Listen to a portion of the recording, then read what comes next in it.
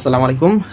আজকে একটি নিউজ পাওয়া গেছে যে জামাত ইসলাম নেতৃত্বাধীন ১১ দলীয় ঐক্যজোট তারা সংসদে একটি ছায়া মন্ত্রিসভা বা মন্ত্রিপরিষদ কিংবা শ্যাডো ক্যাবিনেট গঠন করবে। তো ছায়া মন্ত্রিপরিষদ বা শ্যাডো ক্যাবিনেট বিষয়টা কি? এটা হচ্ছে আমাদের সংসদে দুটি দল থেকে, একটি সরকারি দল, একটি বিরোধী দল। সরকারি দল থেকে প্রধানমন্ত্রী এবং আদার্স যে মন্ত্রীরা থাকবেন তাদের নিয়ে একটি মন্ত্রিসভা গঠিত হবে এবং বিরোধী দলের একজন বিরোধী দলীয় নেতা থাকবে।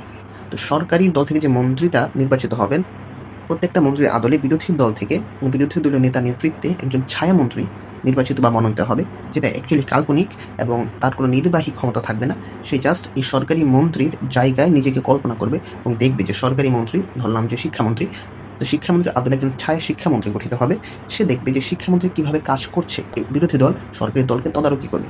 যে ছায়া শিক্ষামন্ত্রী দেখবে শিক্ষামন্ত্রী কিভাবে কাজ করছে, তার বিভিন্ন কাজের বিতর্কিত কোনো কাজ হলে কিংবা দুর্নীতি হলে কিংবা কোনো কারচুপি হলে সেটা সমালোচনা করবে এবং সে শিক্ষামন্ত্রী নিজেকে শিক্ষামন্ত্রীর জায়গায় কল্পনা করে বিকল্প কিভাবে আরো সুন্দরভাবে এবং সমালোচনার ঊর্ধ্বে গিয়ে কাজটা করা যেত, আরো ইফেক্টিভলি কাজ করা যেত, সে বিকল্প নীতি সে প্রস্তাব করতে পারবে।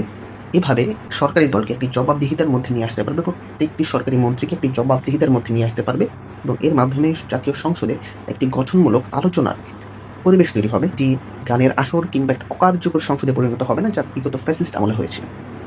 এবং যখন বিরোধী দল পরবর্তী নির্বাচনে ক্ষমতায় আসবে, তখন এই অভিজ্ঞতাকে কাজে লাগিয়ে উক্ত ছায়ামন্ত্রী উক্ত মন্ত্রণালয়ের দায়িত্ব দক্ষতার সাথে যথাযথভাবে পালন করতে পারবে এবং এভাবে ক্ষমতার একটি স্মুথ ট্রানজিশন হবে।